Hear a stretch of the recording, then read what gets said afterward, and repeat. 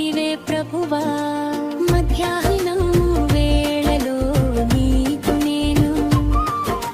మొరపెట్టగా వెలువెంటనే నాతో మాట్లాడితివే ప్రభువా స్తుతియు మహిమా ఘనత నీకే